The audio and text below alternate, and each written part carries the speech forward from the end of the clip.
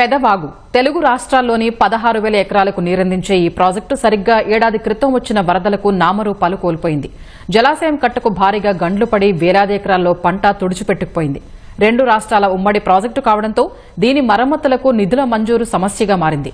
ఫలితంగా ఈ ప్రాజెక్టుపై ఆధారపడ్డ ఆయకట్టు రైతులు కష్టాలతో సేద్యం చేస్తున్నారు. పెదవాగు ప్రాజెక్టుకు మరమ్మతులు చేపట్టి ఆదుకోవాలని వేడుకుంటున్నారు.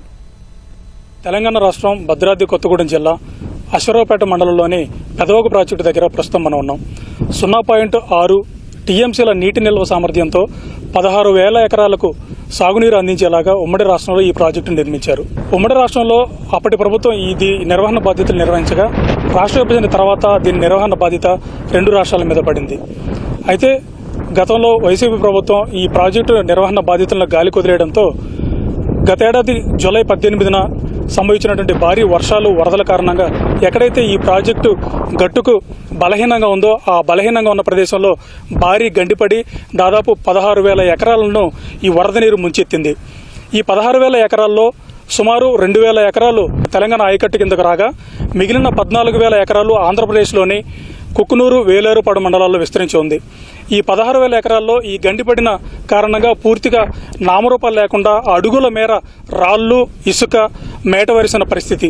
అయితే తెలంగాణ ప్రభుత్వం గండిపడిన తర్వాత కొన్ని రోజులకు తెలంగాణ ప్రాంతంలో ఉన్నటువంటి 2,000 ఎకరాలకు ఎలాంటి ఇబ్బంది లేకుండా 3.5 కోట్లు వెచ్చించి తాత్కాలికంగా ఒక రింగ్ బండ్ను నిర్మించింది. ఈ రింగ్ బండ్ కారణంగా ప్రస్తుతం ఈ ప్రాజెక్టులో కొంత నీరైతే నిల్వ ఉంది. ప్రాజెక్టు ఒక లాకెత్తే అది సైన్ దిగిపోయి పడిపోయింది. దాన్ని అంతకుముందు సంవత్సరం నుంచి రిపేర్ చేస్తున్నారు. అది పూర్తి అవ్వలేదు. దానివల్ల ఈ ప్రాజెక్టు దిగటానికి కారణం.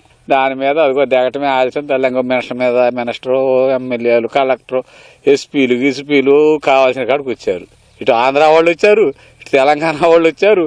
మొత్తం చూడటం పోవటం మీకేం బ్రహ్మాండంగా మీరు 2 నెలల రోజుల్లోనే మీ ప్రాజెక్టు 2 పంట మేము దాలవాగా నీళ్ళెత్తమన్నారు. అది లేదు, ఇది లేదు, ఏమీ లేదు. అన్ని ఇప్పుడు కూడా మీరు పోయి చూడండి, రైట్ కెనాల్ దగ్గర మీకు కనపడుతుంది రాళ్లు, ఇసుకమేటు, మళ్ళీ గావిలు కట్ట మీద ఉన్నాయి. మొత్తం దాంట్లోనే ఉన్నాయి. తోరలు కూడా ఉన్నాయి. ఆ పరిస్థితిలో ఉండి దున్నటానికి పని చేయకుండా పాపం వాళ్ళు నాశనం అయిపోయారు. తెలంగాణ, ఆంధ్రాలో బాగా ఎక్కువ ఉందని వాళ్ళు, తెలంగాణలో చెరువు ఉంది మనకేం పని అని వీళ్ళు.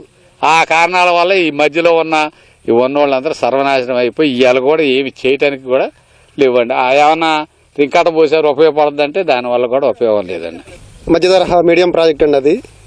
అది ఆయకట్టు 16,000 ఎకరానికైనా ఆ రోజు నిర్మించారు ప్రాజెక్ట్ని. అన్ని కులాల వారు వ్యవసాయం చేస్తుంటారు. 16,000 ఎకరంలో లాస్ట్ ఇయర్ వచ్చిన వరదలకే ప్రాజెక్టు జూలై 18వ తారీఖు తెగిపోవడం జరిగింది. 2014 ముందు ప్రాజెక్టు బాగానే ఉన్నది. రాష్ట్రం విడిపోయిన కాడి నుంచి రెండు ప్రభుత్వాలు కూడా సరిగ్గా ప్రాజెక్టును పట్టించుకోలేదు. మెయింటెనెన్స్ సరిగా లేక రెండు ప్రభుత్వాలు డబ్బులు ఇవ్వలేదు. అక్కడ ఉన్నటువంటి సిబ్బంది మొత్తం రిటైర్డ్ అయిపోయారు. సిబ్బంది లేరు. అలాగా ఈ 10 సంవత్సరాల కాలంలో దాని మెయింటెనెన్స్ లేక, గేట్లు సరిగా లేక ప్రాజెక్టు తెగిపోయింది. ఈ 16,000 ఎకరం కింద పండే రైతులు మొత్తం ఈ రోజు అన్నం లేని పరిస్థితిలో దుస్థితి. ఇలా పంట పొలాలు బీడు బారిపోయినాయి.